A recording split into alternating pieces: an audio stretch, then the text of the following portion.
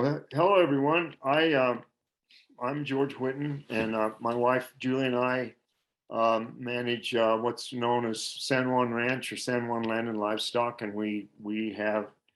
I'm a third generation landowner. My grandfather homesteaded on this property in about 1903, and so we've been here a long time in this particular place.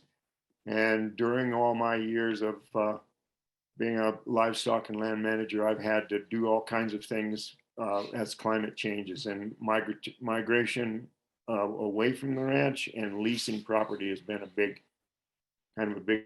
part of that survival. And so we've gained a lot of experience with that over the last, since right about 2002, really is when we first had to start to leave this place for periods of time for resource protection. So that's a little bit about me. Julie and I also are the flagship members of the new agrarian program and have had apprentices since, I don't know, about 12 years now, I guess, something like that. And Bridger is one of the latest one, and it's been a great year with Bridger being here. I've really enjoyed him and have learned probably more from him than he's learned from me. I don't know. But anyway, go ahead. I don't know about that, George, but hello everyone, and my name is Bridger Rardin. I'm from Laramie, Wyoming originally, and grew up on a small sheep ranch outside of Laramie, and our operation was based around some larger leases that we relied on to operate. And as I got into high school, we actually ended up selling the ranch, but I got back into ag when I was in college and have kind of built a small grass finished beef business with my dad on all leased land, kind of in the surrounding areas outside of Laramie. Excited to do this presentation with George. Yeah, I'd real quick like to give a shout out to Leah and Lynn and Amanda and all the volunteers at Crevera that are helping us with this. We don't have to worry about the high tech stuff, which is for me is really a good thing. And so I just wanted to say thanks.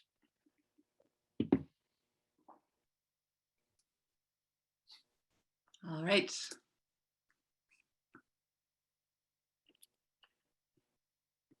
Okay, let's get started. And one of the things we need to really talk about and the ideas we want to get across today is that what a lease really is. And a lease is an agreement between two or more people that's becomes a document. And so, you know, there's the definition of a lease. There's that first bullet that's just basically taken out of the dictionary, and it says what it is, and it states specific agreements and parameters, but it's also an opportunity for you as a grazer to use your skills.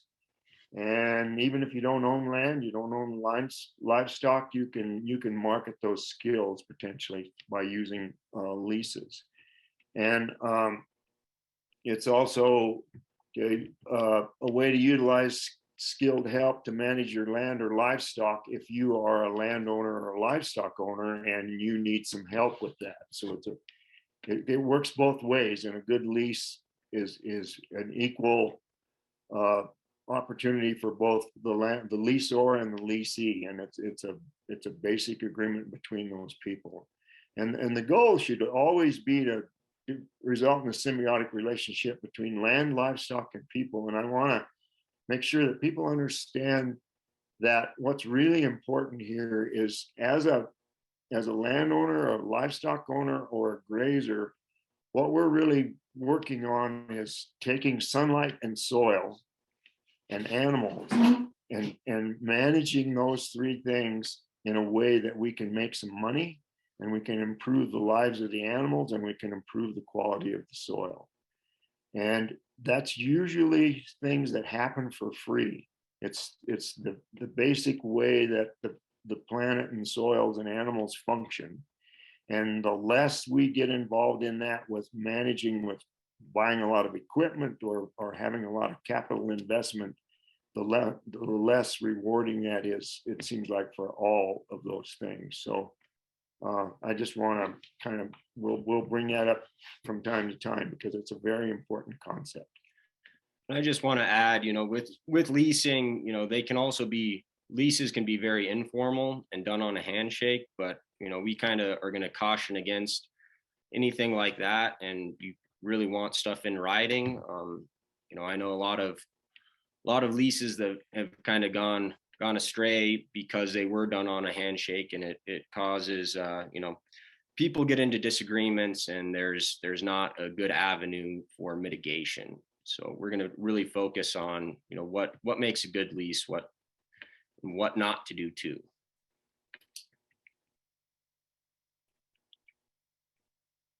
Here we go. So, a good lease kind of really talks about what each party needs from one another. You need to understand what the landowner and the livestock owner needs, and you need to kind of define what you need as well. You also need to kind of have an idea of, what animals will be grazing, how long is the lease, and how many, animals can the lease actually run. Do you want to be grazing sheep or goats, or do you want to be running cows, cow-calf pairs, or yearlings potentially? And you really, depending on the land that you're leasing, you're going to have to kind of decide that and match your animal to that land. You also want to really, have something in your lease that protects you against drought, flood, or other just unforeseen events, so that you kind of can better plan around the unforeseen. And then, another thing that makes a good lease is just defining specific land management goals and the parameters. Are you going in there for some sort of like ladder fuel mitigation and doing a grazing for that, or what are you providing to the landowner?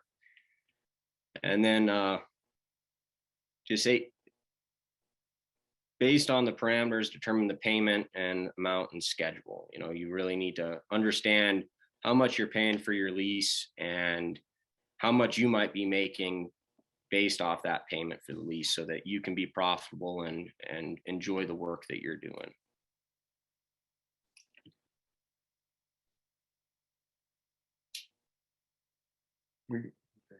Yeah, and why do you want to write it down?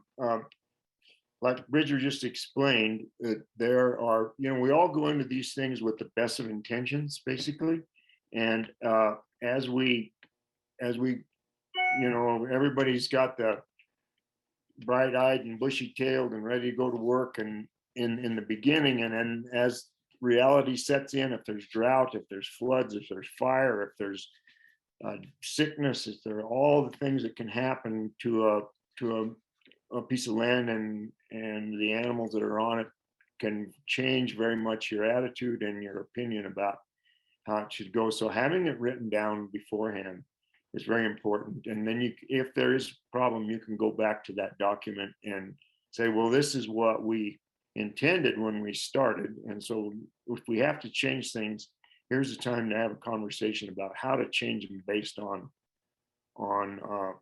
what the realities are now. And so sometimes that has to happen, and it facilitates that. And it also, in the end, if someone completely reneges on their part of the agreement, then you have a legal document to refer to. But hopefully you can modify as you go along, and you work things through.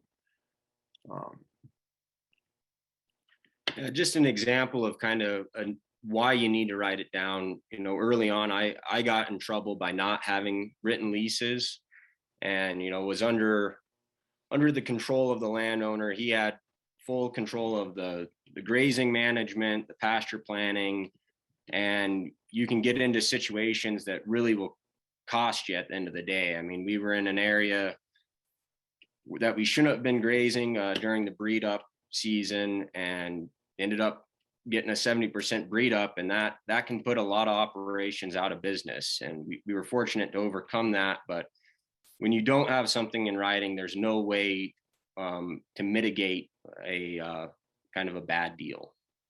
I've also had a situation where during an extreme drought in 3 years ago, we had to start destocking clear in June, and with my lease agreement, I had brought on a bunch of cattle to custom graze for that, and the lease was very clear that if certain conditions occur at a certain time, that we'll have to destock.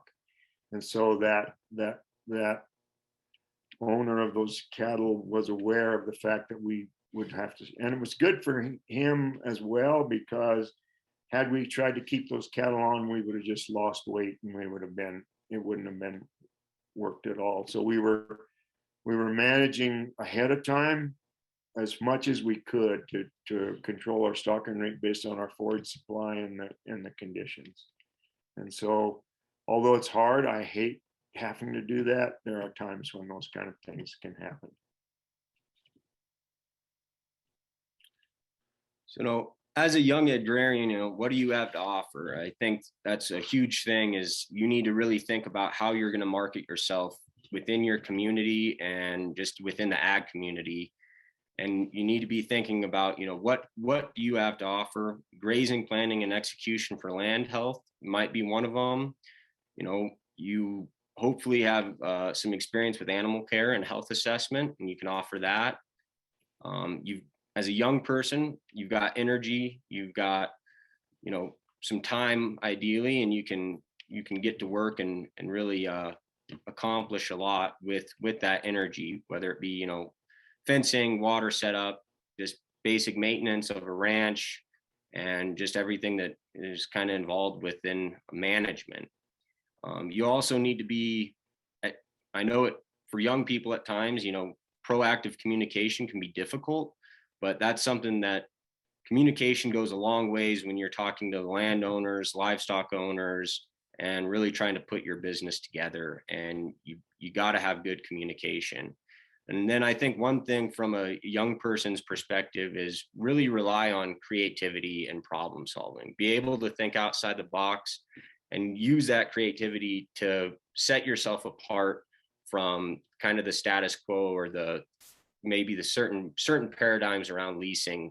But if you can provide something that no one else has thought of, you got a good chance of being successful. And be enthusiastic, love your work, and kind of get after it if that's your goal, is that you want to be in ag and leasing land.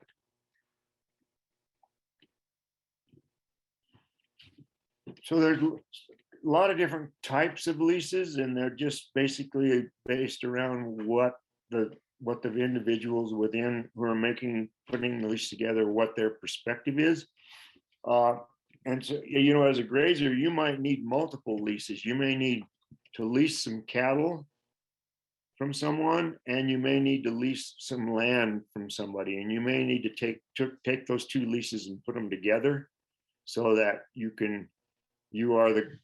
don't own the livestock and you don't own the land, but you are supplying the day-to-day management and all of the things that come along with that. So that could be one kind of a situation, and those would be two separate leases, but they would need to then be married to one another and fit and make sure that they actually, one is conducive to the other one.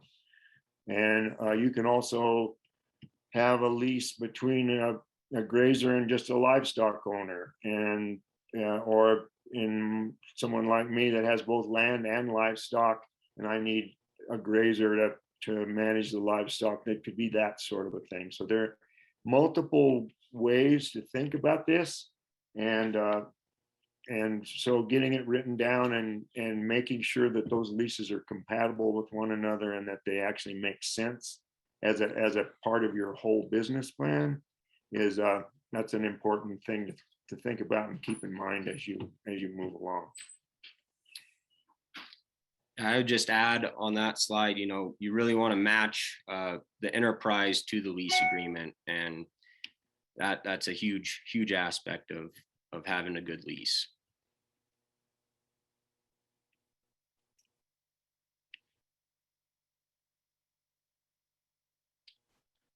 So kind of the basic business, how do you become the solution to a landowner's and livestock owner's problem? You need to know what their concerns, needs, and challenges are.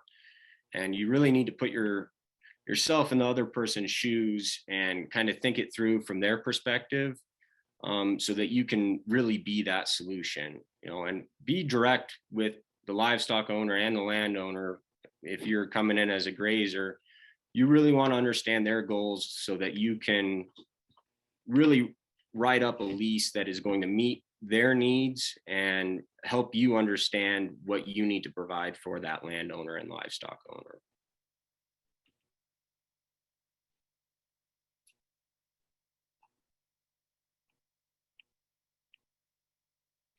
So if what does a landowner want and need? You have to think about, as a leaseor, one of the things you always want to do is put yourself in the other person's shoes, and you want to be the solution to their problem. You don't want to be a problem. You want to be a solution, and if you can market it that way and you can think about it that way, you'll have a lot more success. And so you think about all the different things that the landowner might want, whether it's whatever it might be, whether it's in a subdivision where fire fuel load reduction might be important, or if they're very interested in increasing biodiversity, or just increasing carrying capacity. Those things all go together, actually, and they're not mutually exclusive. You want to have a good grazing plan. You need to have sat down and thought about the infrastructure that's available and the logistics of moving the animals from one paddock to the other, or from one lease to the other. And there's, of course, some carbon offset things. I don't know of any real markets for that that's developed yet that are really viable. There are a few examples, but I'm not aware of those too much. But your soil and water health management, all those things, make sure that you pay on time. And that's really important to a lot of landowners and a lot of livestock owners, or grazers. Anyone who's involved in these leases, being paid and being rewarded for the work done is very important, and you want to do that on time. Take care of things, good maintenance of your tools and your equipment and the land itself. Keep the fences up, keep things orderly, and it's just easier for everybody, and it makes a landowner feel better if he knows that his place is not stuff laying everywhere and it's a mess. There's agricultural status pertaining to property taxes, especially for subdivision owners or small. Around here, a lot of 40-acre ranchettes, their property taxes are 10 times what it is if you have agricultural status. So there's a benefit there, and sometimes you can get a lease just based on that, and they'll let you have the land for free almost. So there's those kind of things. Stability, we're always looking for that, and that a well-planned, well-executed lease gives everybody a feeling of stability. And as I mentioned, keeping the place clean, good relations with neighbors, and you can maybe get the landowner enrolled in an organic program, or in some sort of wildlife programs that help bring in some money for improvements, water infrastructure and fencing, wildlife friendly fencing, that kind of thing. There are ways that you can get involved in those kind of programs. But as a grazer and as a manager, ensuring that you've got access to water and enough water per head on the acreage grazed. Water is one of the things that's often overlooked, and giving animals access to good, clean water, and going out and measuring a well, knowing how many gallons per minute it will actually produce, and how many gallons of daily consumption you have for those animals, and having storage enough to actually give those animals a good drink without standing around waiting, fighting over water half the day. You're not going to gain any weight if your cattle are waiting for water, even though there might be enough water that the delivery to the animals isn't clean and it isn't available when they need it. Now, that's a very important thing. It also makes for a better looking water point if they don't have to hang around there too long. And then just security for the owner's land, just general people being around and taking care of it. And it's obvious that the land is occupied and being taken care of.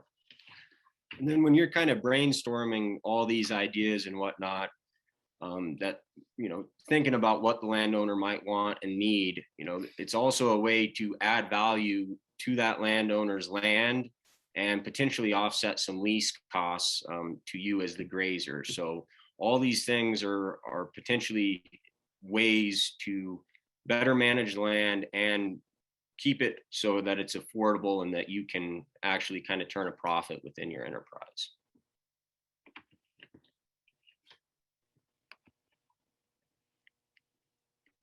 As far as the livestock owner goes, it's pretty much the same as the landowner. I think, you're managing someone's personal property, you're managing their assets, you're managing sometimes their life's work. And so it's important to respect that and to take that as a serious consideration when you're doing that.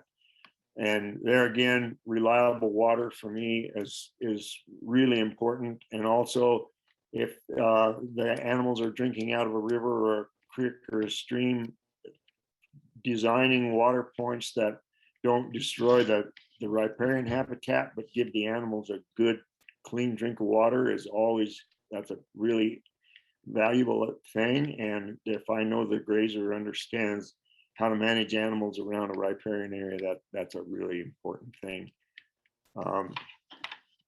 And so I'm also going to be worried, depending on the type of livestock and the time of year, maintenance or weight gain, whether, and if I'm running a bunch of yearlings or for a finish program, I really want those cattle gaining weight. I want them to be healthy and happy every day and get everything they need.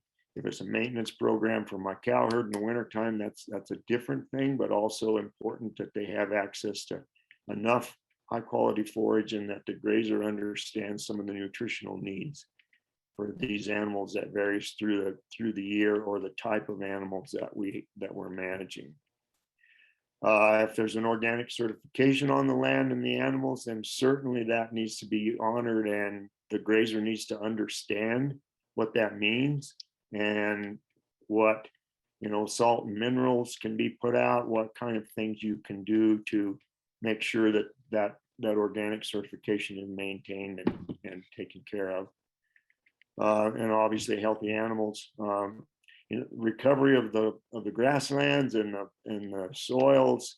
Giving that land a time to recover after an intensive grazing episode is very important, and making sure that we monitor that and we're paying attention to what's going on with the soil and with the grass.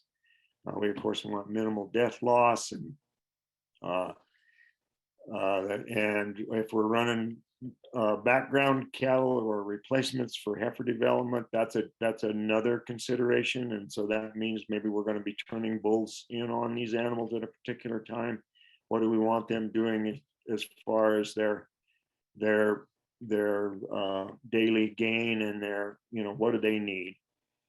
And fencing and water infrastructure, who's responsible for that? These different leases, some places have all their own fencing and they don't need anything, and other places don't have any, and you have to supply it all. You need to know who's going to be responsible for that before you ever start. And trucking and transportation, generally the livestock owner is responsible for that. But as a grazer, you may help supply that, or at least put them in touch with a trucker, or the facilities where you're going to load and unload. How is that going to work? Who's in your grazing plan? Have you thought about where the animals are going to be when they needed to be loaded? Do you have some equipment or a facility there? Need to think it through the whole season, not just from the beginning, but all the way through to the end, and then try to plan for those kind of things. Need to understand any kind of paperwork that might be involved, like organic certification, or if they're NRCS programs, that need to be complied with. You need to, as a grazer, need to understand, and or as a livestock owner, understand those kind of things. If there's irrigation, somebody needs to be committed to that and to really do that well. And I think I mentioned breeding, talking about heifers, and anyway, just always monitor the animals, the forage, the soil, and the whole system, and also monitor your relationship with the other person in the lease.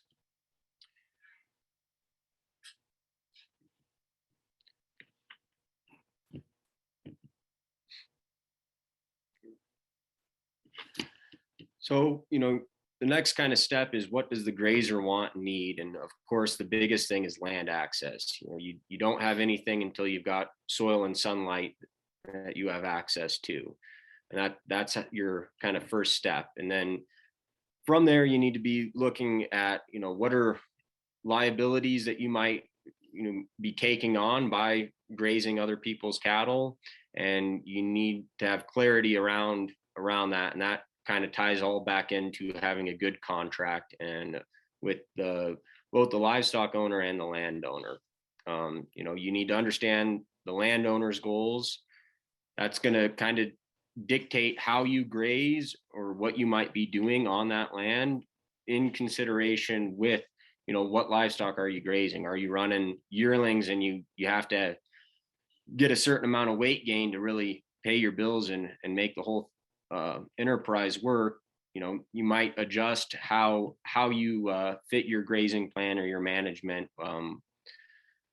to the landowner's goals. And then, I think this is a huge one for young people and just anyone in general. If you want to stay in business, is you got to be profitable, and you got to be thinking about the whole thing as a business, and you've got to run it as a business. It can't be a hobby. And that's a big thing that I think a lot of people don't understand or really know their numbers, and they're not as profitable as they could be. You also, within your grazing plan, you need to try to manage for climate and weather variability. That's, do you have a drought plan in place? Do you have stockpiled forage somewhere where you can go if your initial lease runs out? What's the time frame also of what you're going to be doing? So if you're running yearlings, you probably don't want to be grazing much past September 1st, because you're probably trying to get weight gains on them, and your weight gains are really going to tail off after that grass starts to kind of brown up. If you're, you might be custom wintering cows, so you need to know that you have water available in the wintertime for grazing cows out that time of year, and just things like that. And you really got to think through, based off your enterprise and what you're trying to do, what your time frame is going to be. Another huge thing is, you need to respect the terms of the contract, but also everyone else involved on the contract needs to respect the terms. So you should not feel pressured into understocking, undergrazing, overgrazing, or overstocking. You really want to focus on land health, and with all those things that I just mentioned, you can hurt your land to an extent. So it's a big deal. And then information on the animals you're running. You need to kind of keep a health history. You need to know what vaccinations that you're supposed to be giving them, or that they came in with. You need to know the age and the animal weights, and your management's going to kind of change based off of the age of the animal and the animal weight. Animal weight is actually kind of more important when it comes to how you're going to set up payment terms. Are you going to do it on an animal unit basis? Are you going to do it on a per head basis? Or is it just a flat rate lease that you have with the landowner? But you need to understand how animal weight pertains to all of that. And then another big thing is water and infrastructure. Before you step into a lease, you need to have the landowner really go through kind of the water and infrastructure on that land and explain it to you, so that you know how it works. You can problem solve around any issues that you might have with that stuff. And that'll also really dictate, the water will at least, how many head you can be running in a pasture at one time. And then know how to communicate with the owners and owners, or owner and owners. That's a huge thing. Communication just goes a long ways at the end of the day. If you're having a problem and something needs adjusted within your grazing lease, you want that relationship with the landowner or the livestock owner, and be able to communicate that anything effectively with them so that you can address any areas of concern.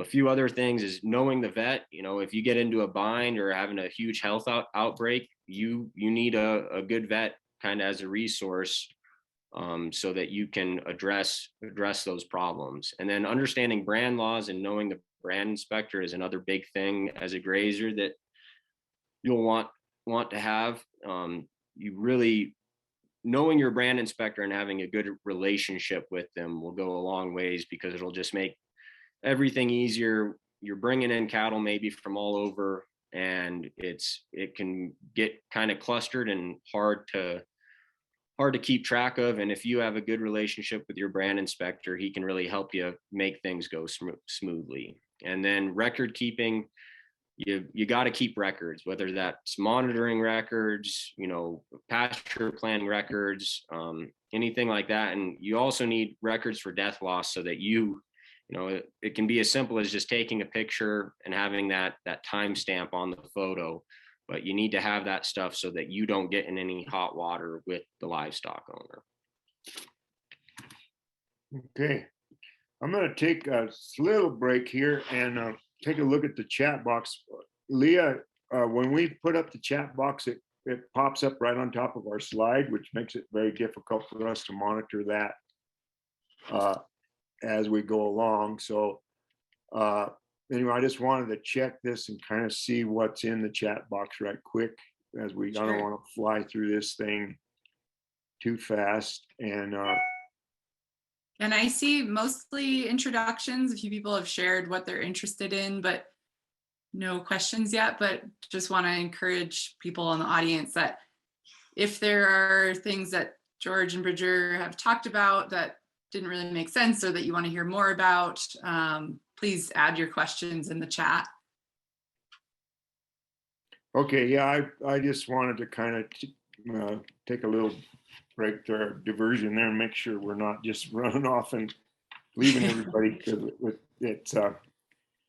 that's something. I don't know if there's a way for us to move that thing off to the side, but we'll worry about it later. So anyway. Yeah, feel free to ask any questions. We're more than happy to stop and answer anything. So let's see the next slide, I guess, where we are. Yeah. So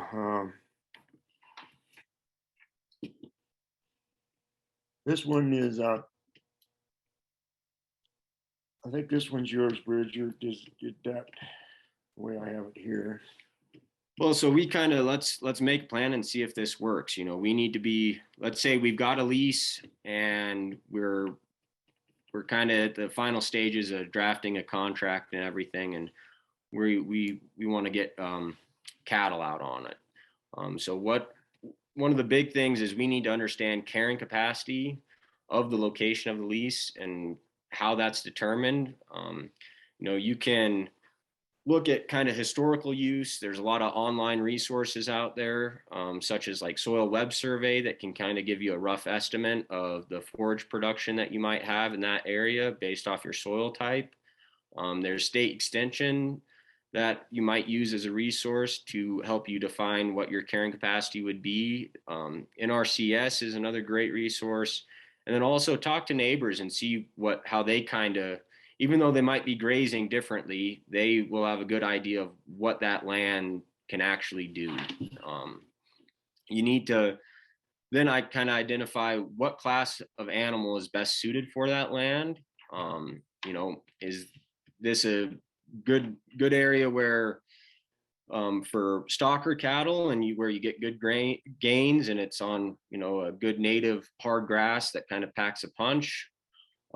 Is it all irrigated land? Are you going to maybe try to be working a deal with grass fed guy and doing some finishing work for them. You know, those are just some things that you need to look at and understand. Or are you in a kind of a high desert area? You have limited water. Maybe you might want to be running sheep. And then you need to address, you know, who cares for the infrastructure.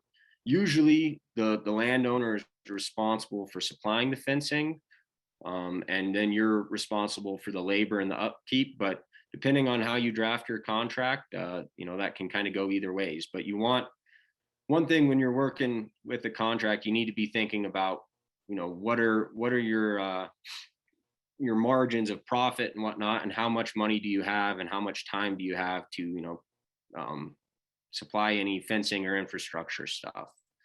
And then you kind of want to think about, you know, how many hours of labor do you need to get the job done?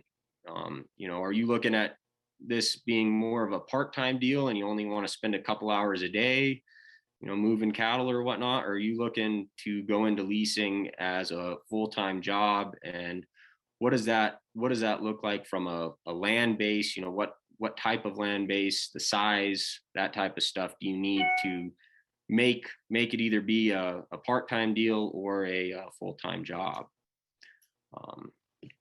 You know, and then you kind of want to be developing your pasture plan off of the carrying capacity, and be thinking about monitoring and documenting anything that you're doing on the property, so that you have good records of all that and can show the landowner and the livestock owner kind of what you're doing. So there's transparency there. And yeah, kind of the last thing is, you know, can the lease actually run enough animals to make it pay? Do you need to go try to find another lease to combine with one of them, a lease that you already have, to make it pay? And then you need to understand your cash flow. You know, when is money due to the landowner? When do you have money coming in, and how are you going to kind of negotiate that?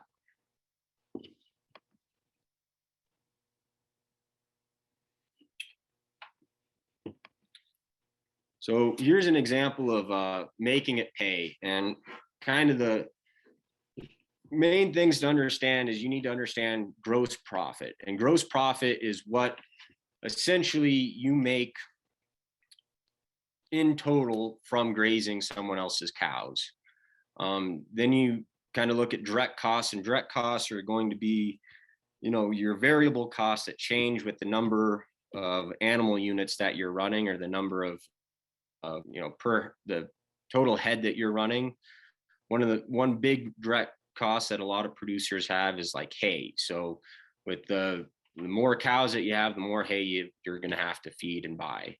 Then the other big thing is overheads, and these are kind of the fixed costs. They don't really change based off the number of animals that you're running, and there's expenses that are always going to really be there. There are ways to change them, but they're pretty much there, and you can't do too much about them. And then the last thing is net profit. So that's once you subtract gross profit from direct costs and your overhead costs, you end up with your net profit. And this is just an example where you're running about 250 cow-calf pairs. This lease is on a per head per month basis. And so you're paying the landowner on a per head basis. And, you know, then the next kind of thing is you need to figure out how much money do you want to make, or what do you need to make to get by and pay yourself a fair wage. And then you kind of fuel, maintenance, any temporary fencing, insurance, anything that you're going to need to have to just operate from a day-to-day basis is going to be in your overhead costs. And then your direct costs, we're trying to, you know, George and I, when we did this, we were trying to make it simple, and we don't want to have a lot of direct costs, especially as a grazer. There shouldn't be a whole lot, ideally. And so the things that we put down, you know, we're in this situation, you know, maybe we've got 2 horses and a good dog, and those are going to be our only direct costs. And then you've got your gross profit. So in this example, we ended up, since you're paying your lease on a per head on a per head basis, we decided that we're actually going to then charge the livestock owner on an animal unit basis. And that is going to kind of increase how we potentially make maybe a little bit more money and are able to pay our land lease better. So when you converted 250 cow-calf pairs at 1.4 animal units per pair, you ended up with 350 animal units. And so we are going to charge based off the animal unit to help cover our land lease costs. And when you subtract gross profit minus direct costs minus overheads, you kind of get your net profit. And you can see in this example, net profit isn't huge, but you're still turning a profit. You're covering your own wages, and that money, that net profit, can go back into the business and maybe buy some more temporary fencing, or can help you buy something for the business that you might need in the future. You always want to remember that what you're in business for is to turn sunlight and soil into pounds of beef and or animal unit months, in this case, if you're not actually selling the animals yourself. And the closer you can work with those things without buying technology to either intervene or to maybe help you with, there are places where technology is really worth the money, and there are places where it's not. And so trying to understand what you need to sort of work with those natural processes, feet on the ground, spending time out there with the animals, your time out there is really valuable, and paying attention to what's going on. Then the next thing is having an adequate amount of portable fencing or whatever kind of technology it takes to implement that grazing plan, but don't get too fancy. Don't get beyond what you can really pay for, and start small and then work your way up. It's nice to have a lot of extra fencing. It's nice to have a lot of things, but don't buy that first. Work your way into it. Make that fencing pay for itself. Take that profit margin that you have there and then reinvest that after a year of work. And you'll have a lot better idea at the end of the season what you need than you did in the beginning. You start with the basics and work your way up. So here's kind of another example of making it pay. This one is on, potentially a little bit larger lease that you might be able to land. And in this example, we used a flat rate lease, which you'll see on a lot of larger leases. Is if you're leasing like a whole ranch out or something like that, they like to do it on a flat rate lease. In this example, we bumped our wages up a little bit more, and we're trying to think, that maybe this is something that's more of a full-time job, where the other deal was more of a summer deal. Some of these, all these numbers that are in overheads and direct costs are kind of arbitrary. It's going to vary depending on what you actually need and what you're actually, what your enterprise is essentially. And in this example, you can see that as you maybe have a little bit larger lease and are running, kind of a larger amount of animals and have an economy of scale, you're able to maybe pay yourself a little bit more, and the business is able to have more net profit, and you have, maybe more viability as a business in the long run by kind of having that larger lease. And you can then apply that net profit into growing the business even further if you want.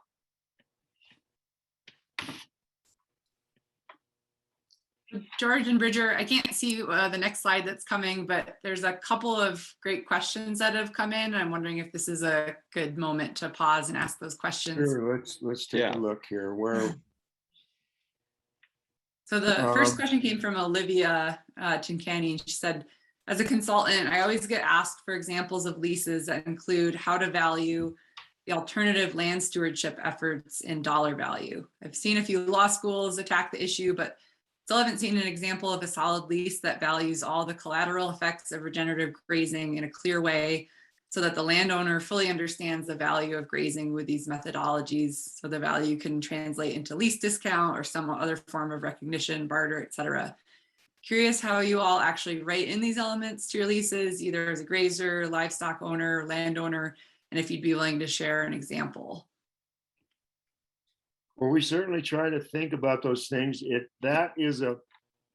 Because these concepts are a little bit new to kind of maybe the average landowner and the average livestock owner, it's a little bit hard. But if you talk about some goals in the beginning of and break it down just to carrying capacity, if you have better soil health and you have more diversity in your plant species, and that's going to translate into carrying capacity, and that's what a landowner or a livestock owner that will pique their interest and get them in the game or get them in that paradigm shift. And once you do that, then those things can be monitored, and actually there may be a way to work a payment for more tons per acre. And it'll actually turn out to be a payment for, because you can run more animals. So as a grazer, you're gonna make more. So there's a direct line there without necessarily trying to value those processes that are, that's a more difficult thing, at least in my mind. Yeah, I think a lot of that, it really boils down to communication with the landowner.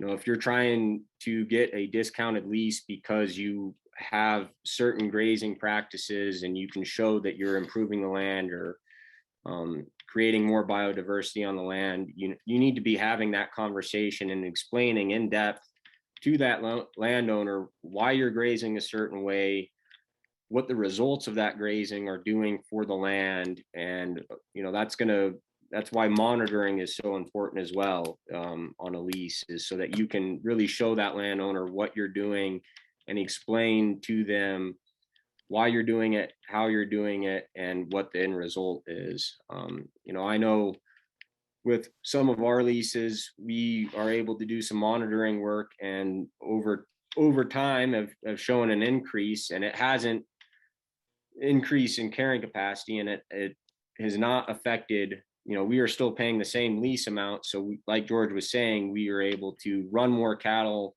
at the same cost that same overhead costs that we originally had. And that kind of came about because we talked to the landowner and told them, we can't have a lease that is going to go up in value each time that we bring up the carrying capacity with it. We need a flat rate lease.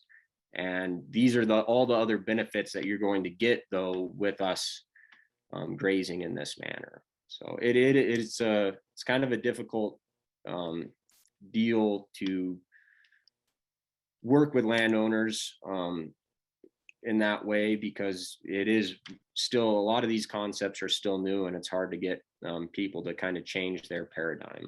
I was just sitting here thinking about, it's a concept, soil health, and it's a paradigm shift for people to get their head around what that's worth and try to value that.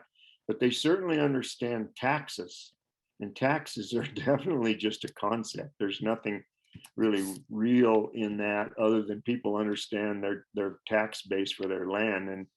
And so getting a lease to keep somebody from having to let them maintain an agricultural status for their land, that's a type of concept. We need to make soil health as obvious a concept as taxes. Great. So then another question came in from Nina, who's one of our NAP apprentices. She would love to hear more specifically about negotiating leases with fluctuating productivity due to water and climate. Is there such thing as lease insurance in case of extreme climate events? And I'll just mention that Olivia Tincani offered some great ideas in her response in the chat about addressing it through liability insurance and directly within your lease. But George and Bridger would love to hear what you guys have to say about it as well. Yeah, I know that there's a lot of producers and people that are leasing land on pretty large scales, that the biggest liability insurance that they have is like drought insurance that can be offered through several different programs. And that is kind of one of their main ways to help mitigate those fluctuations in carrying capacity. And you get essentially a payout from the insurance company based off of the moisture you received in your area for that year. You can also have terms in your contract that maybe adjusts the amount that you're paying on the lease if you do hit a certain threshold on moisture, or just any, there's a term in the contract that also has like what if the whole ranch burns up in a fire? Maybe you have some sort of term in your contract that kind of protects you against that. And that's where the contract becomes super important, is having that outlet for kind of protecting yourself against a lot of those things. And then one other question from Wendy, which you guys sort of started to address this, but I'll ask this one anyway. What are your thoughts on adding opportunity cost in your budget? In other words, how can that land be used in other ways to make a larger profit? Is it fair? As some land is prime for annual grain crops, some farmers, ranchers want to graze a perennial system instead, which is better for animal, soil, water, and air. Well, I think an example of that for us is we lease there's a lot of center pivot irrigation near us, and those farmers are vegetable farmers and raise a lot of potatoes and vegetables and those kind of things, which are very hard on the soil. Once they're harvested, they wind up with bare soil in this part of the country in the fall, with bare soil, and so it's not very good for the soil. And so what we've done is entered into agreements with them to bring our livestock onto their place, and we help them manage the livestock, teach them how to manage the livestock, or we provide all of the fencing and the infrastructure in order to put the animals on there, and they plant a cover crop for us, and then we graze that cover crop throughout either the summer or the winter. And that puts a lot of manure and stuff back into the soil, and so they can see that direct result in that in a lower cost for compost and other fertilizers. And so that's a way for us to add value to their enterprise, and it also gives us a great resource for our animals as well. And then, do you have landowner experience with a company leasing your land for being a stopover of livestock for a supply chain? I don't think I quite being a stopover for a supply. I'm sorry, I don't quite understand that. Wendy, if you want to chime in the chat, or just unmute yourself and ask your question again, feel free. Yeah, I was just wondering about thank you for asking the question out loud. Wondering about companies that maybe hire landowners and ranchers to be a stopover, as in like you get a group of cattle every 8 weeks on their way to a processing plant, and you're the grazer for that. You're basically the grazer and landowner for that company. No, it's a great opportunity, but I haven't run into that myself. Yeah, the only experience I have, it's not quite in that, pertaining to that specifically as a stopover, but one thing that we've done when we've trailed cattle long distances is contacting someone within the community that we know and using their property as a layover point for a night or a day or two, and then paying them essentially a lease to do that. But yeah, I'm not aware of anything like that exactly. And then the last question for now, Trudy's asking, would some of the resources you've mentioned help define different types of leases, for example, flat rate and the general rates associated with them? This is all new to me and I haven't got all the options figured out yet. Okay. I think we're going to move on to that. We have some examples, a couple different examples of leases here that are either an AUM example or a per head per month example. And there are, like I say, as many kind of leases as there are people who want to put together leases, but we can talk about certainly. I think if we move on to maybe the next slide. Okay, Right great. where we are here, but yeah.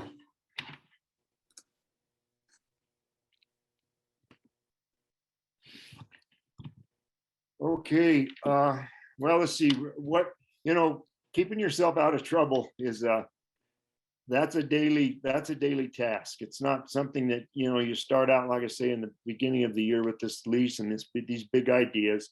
And then there's daily management. And part of that management is paying attention to your resources, what are going on with your animals, your water, your soil, and also reaching out to other people, technical and personal. The NRCS usually is a great source for helping you kind of figure out stocking rates and those kind of things.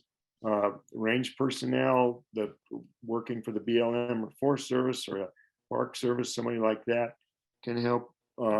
Fish and Wildlife sometimes can be helpful, and not quite as much as BLM and Forest and NRCS.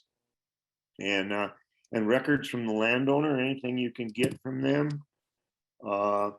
And a friend, if you're overwhelmed, you always want to keep somebody out there that's just helps you personally work through some of these things. And that's a very important, having friends and family and people in your circle that keep you mentally healthy and excited. And working with people in Quivira is always great for me because it's our community and people who are like-minded and thinking about these things. And then you want to monitor your progress. Make sure that you've got some records that you keep, and just it will feel good to know that you're making progress, and you write that down. And then of course your expenses and your pasture records and your certification records, all those things can take a tremendous amount of time, but they're very important things to do. And it's that administrative work that nobody wants to do that is, in the end, sometimes the most important thing, because you actually have your records and you have your receipts and all of your costs and everything. You kept track of that. In the end, that's going to make a lot of difference whether or not you were profitable or you weren't. So now we can go to the next slide. So this is a pasture lease agreement between a landowner and a livestock owner or grazer. So this is just a sample of a livestock or a ranch that we leased. And so we would move our cattle down there a particular time of the year. And it's just very simple. It just explains, how many acres basically, and then the very simple details about the names. And, we all knew what that were. This was almost a handshake thing. And so we were going to bring so many pairs and so many bulls and so many yearlings down. And the duration of the time was from June to October. And the payment amount was $22 an animal unit month. And that was not based on the weight of the animals, but just a pair being an animal unit month. That's the way the Forest Service figures these things. And that's kind of the way a lot of standard ranches do that. And a yearling is usually less than an animal unit month because they weigh less. They came in weighing about 6 and went out weighing about 900 pounds. So the average is going to be about 800 pounds or 0.8 AUM. That was a little more of a weight reference than where a pair was. One animal unit is a pair, and that depending on the size of the calf, there can be a lot of difference there. And there's a little bit of explanation about the leases they'll aid in the maintenance of the ranch fences, but they won't do it all. And the landlord will maintain grazing areas for organic compliance. And so that was our basic little agreement. And then you just, when you sign the dotted line, then that's what you've got to work back on. Go to the next slide. So this one here is a different kind of a lease, and this is based on an animal unit basis where the animals are weighed in when they come in. And so you're basically charging for or paying for your animals based on their weight. So if you've got a bunch of 1,700 pound cows, that's a 1.6 animal units, or an animal unit, by the way, is 1,000 pounds. That's the standard animal unit. I don't know if we explained that before, but that's the standard. The reason I like to do it by weight is because an animal eats a certain percentage of its body weight every day. And so what you're selling is forage. And so if you're selling forage for 1,700 pound cows, that's like 1.5 or more of a 1,000 pound animal unit. And so it's much fairer way to charge, and it's also a much fairer way to pay for. And if you weigh, and then this particular lease at the end will weigh the animals again on the way out, and then the balance of that, whether they gained or lost weight, will be a part of the final payment. And so through the program, you will pay for whatever you brought in per month. And I think this one here probably has half of the money up front. But it's based on a $20 per head per month as a base payment. And I would just add, when you're looking at these grazing contracts and whatnot, the two examples that we have are on an AUM basis, or on a weight basis, the actual animal unit basis. But if you notice, the term of these agreements are all fairly short term. They're just for a certain season during the year, essentially. And when you get into flat rate lease agreements, usually those are going to be more of your long-term lease agreements where you're back on that land every year for 5 or 10 years. And that's also a flat rate deal, is where you can really increase your carrying capacity and also increase your profitability over the long term. But just something to think about. Yeah, and setting up a deal where you can get paid up front for half of the expected revenue is a really good way to cash flow if you're building your business. And I always try to do that if I can, so that I've got money to work with from the lease itself, rather than trying to source that money by borrowing it or getting it some other way. Next slide. Okay, we're on. This is it. This is just a Yeah. continuation of this. Yeah, this is just a continuation of the same lease. And so all of this language is very specific, and it's written in somewhat in legalese. You see and every aspect is a particular paragraph or a particular section of this lease. And each one of those describes particular things in a very particular way. And it's a great way to sit down and think this thing through, is using one of these templates, and then you fill in your own stuff. But it helps you have thought of each aspect here as you go along. And I really like these kind of leases because it helps me keep my mind organized, and I make sure I've covered all of the things that I need to cover. And then at the end, when you sign that line, you're going to feel maybe hopefully a little more confident. I would just add, when you're kind of working with these grazing contracts, before you even maybe have a grazing contract with a landowner or a livestock owner, you might want to kind of draft up a business proposal. Maybe it's just for yourself, but really understanding what enterprise you're going to be running, what is your business, and laying out, thinking through your overhead costs. What are those going to be? Thinking through your direct costs based off what enterprise you want to run. What are those going to be? And kind of fitting your business proposal to the lease agreement, so that the lease agreement makes sure ensures that your business is going to be viable, essentially.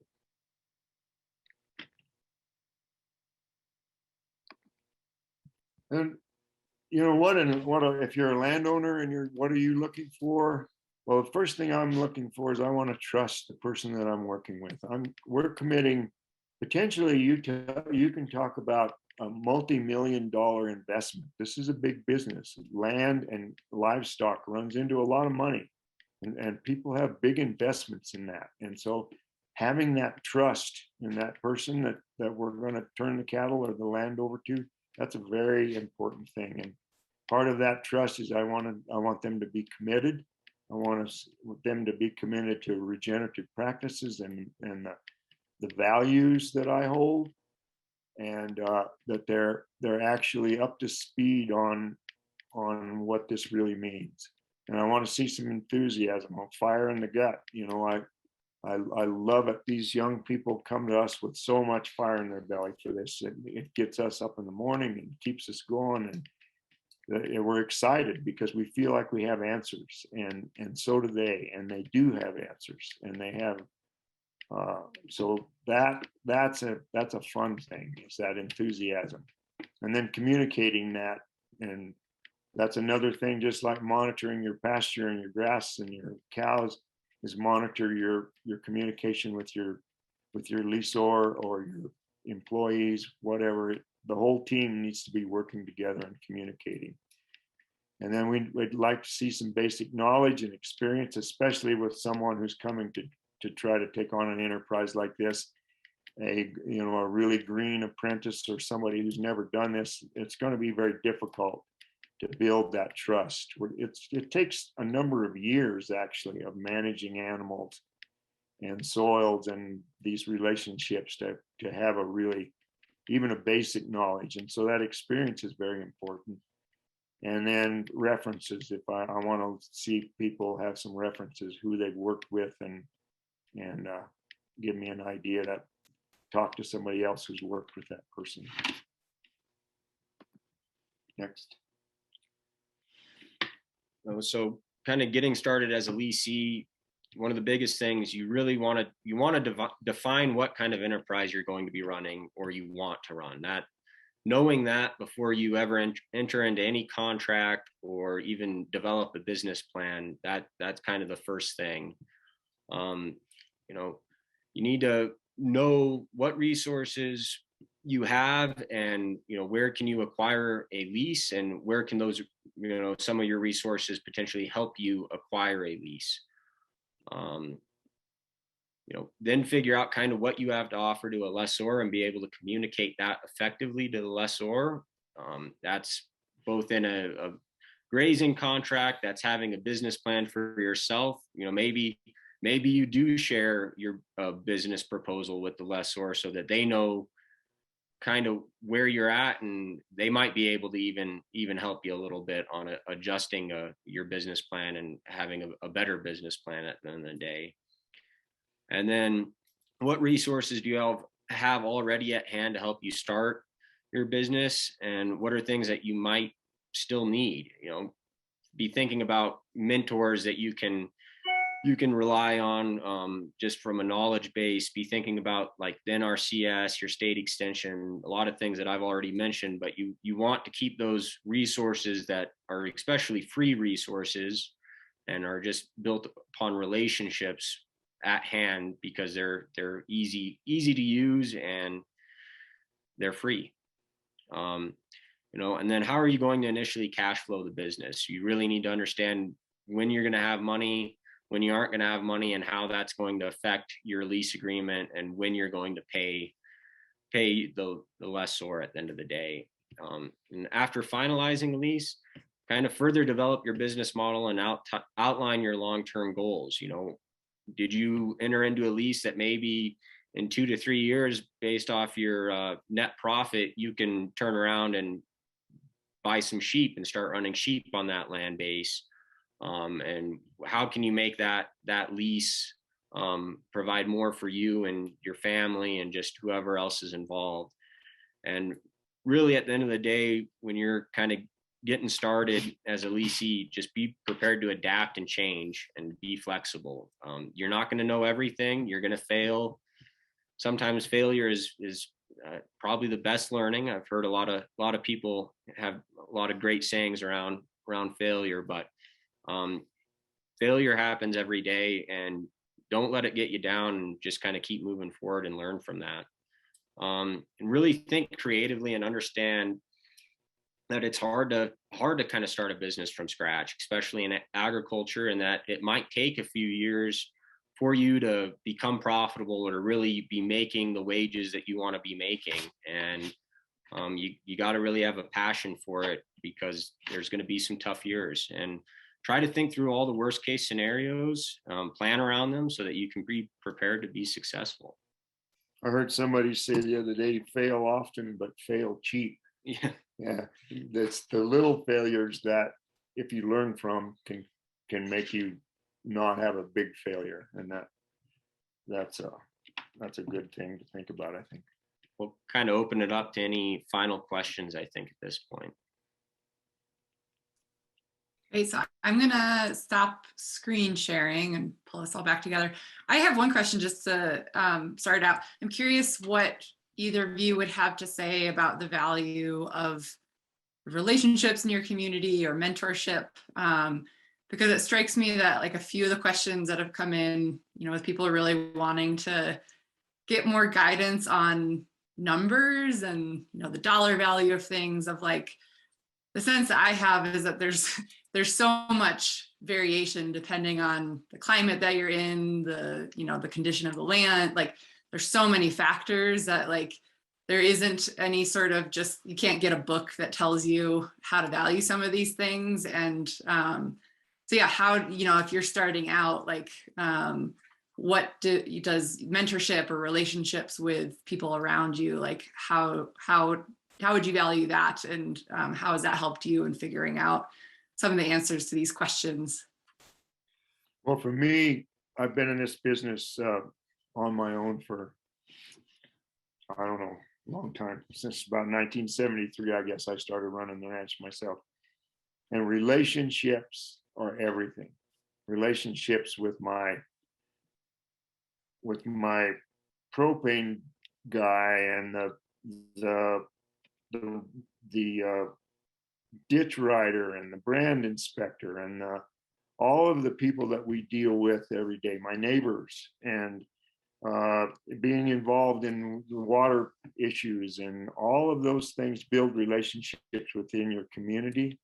And if people know who you are and you're trustworthy and you're honest, those relationships carry through, and something will come in hard times. We always fall back on those relationships with people. That's the thing that saves us over and over again, is a relationship with people scattered all over the Southwest, actually.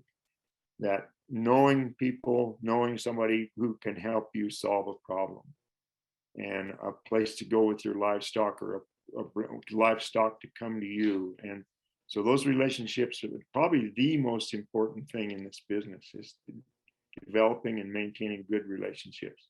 Yeah, I would really echo exactly what George said. As a young person getting into agriculture, the relationships I've had have been everything. They've helped me acquire new leases. They've helped me, they've given advice when you're in a time of trouble and you don't know kind of what your next step might be. And just having good relationships and maintaining those good relationships with people you might not know when you need them even, but they're there when you do need them.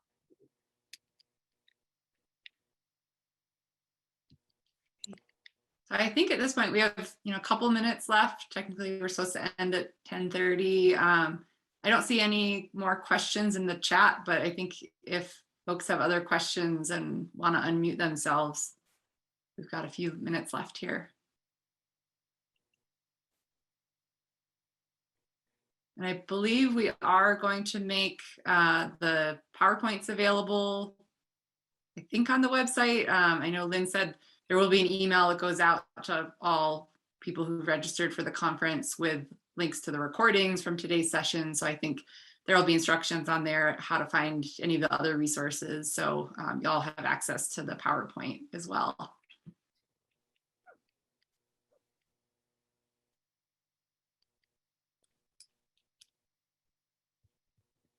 Taylor, did you turn your camera on because you're going to ask a question?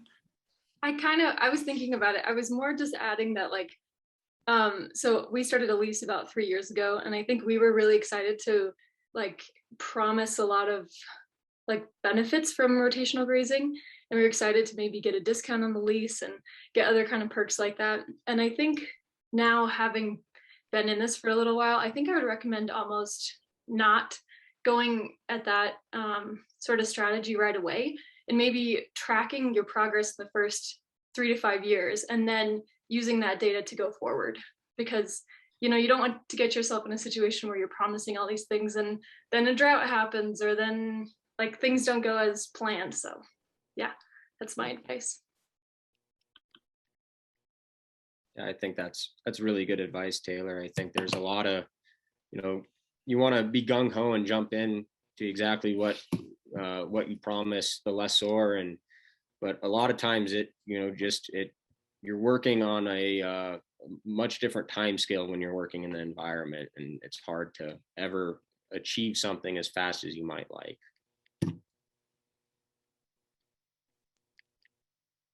I have a question. Right. Do you have any just baseline number for the value of forage? And so you're looking at a piece of land, you're trying to assess how much forage it can grow, and whether that's as hay or as pasture. And what's a number, not for different classes of animal or anything, but just, what's a baseline of value of forage, say, that would feed one animal unit per day or something, that you can start using to plan how much that lease is going to be worth to you? And we sort of go out and assess a piece of land, and if it's easier if it's cropland sometimes, but nonetheless we'll pace 2 directions, 1 step equaling 3 feet, and we'll make a big square and determine how many animal days per acre that we think that property can produce. And then an animal day is basically going to be somewhere around 30 to 40 pounds of forage per animal unit, depending on the quality of it. And then we can get a per ton per acre, and then we can determine the value of that per ton, not as a hay because it's standing forage, so its value is actually much higher to the grazer, but it's you can use so many tons per acre or so many animal days per acre as a basis, and we always try to go back to that animal unit thing. And then as soon as we start grazing, we'll graze for a little while, and then we'll take a GPS and run around where we've grazed, and we'll constantly be checking that against our assessment. And so we within 4 or 5 days or 2 weeks, certainly, we're going to have a very accurate estimate of what's actually happening versus what our plan was. And then we can modify either our numbers or our acreage based on the actual of what see how close we were to our original estimate. But we have technology nowadays to check that very quickly with, satellite imagery and all that.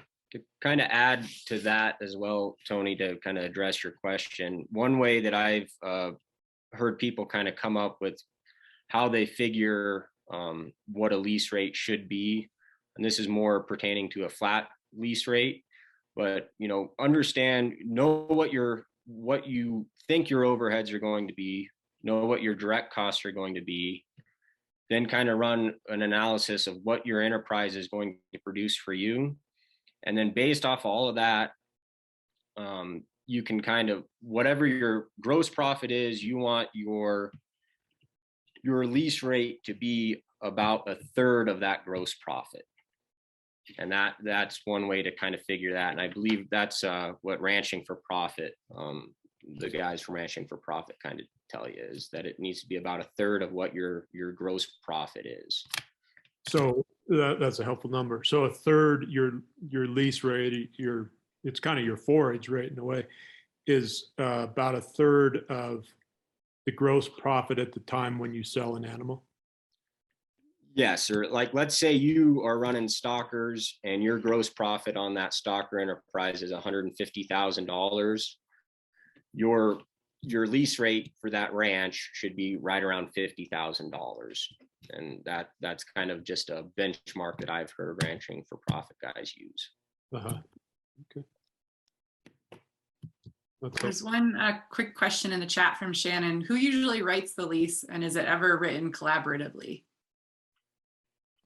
It's always written collaboratively. I think sometimes what I'll do is I'll present a template like that to a person I'm trying to make a lease with, and then I send them a draft, and then I let them go over it and they send it back, and we send it back and forth 2 or 3 times until we're both happy with it. But I never send somebody a lease that's that, I always want them to have input and a chance to modify that lease in ways that make it work for them. So it's a collaborative thing, always should be. You might write up the lease, but when you present it to the landowner, you kind of want to get their input. There might be some things in that lease that from the business side of things, for you personally, you can't change, but you want input from the landowner. And I think that's a huge part too of building a strong relationship with that person. All right, so it looks like we are coming up on the end of our hour and a half here. Like I said, there will be an email going out today with recordings from today's sessions. George and Bridger, are either of you available for any sort of follow-up questions or one-on-one? Yeah, if anyone wants to stay in the kind of Zoom call, we can answer any more questions. And I think we actually have to hop off because I think there's another session coming up fairly soon. But what we can do is, if you guys are available, for calls later on, can include your contact info when that email goes out, so that people have more questions, they can send them directly to you. Yeah, sure. That'd be great. We'd be happy to do it. All right. Well, thank you so much, George and Bridger, for your really great presentation. And thanks to everyone who joined us today. And hope everyone enjoys the rest of our virtual workshop week.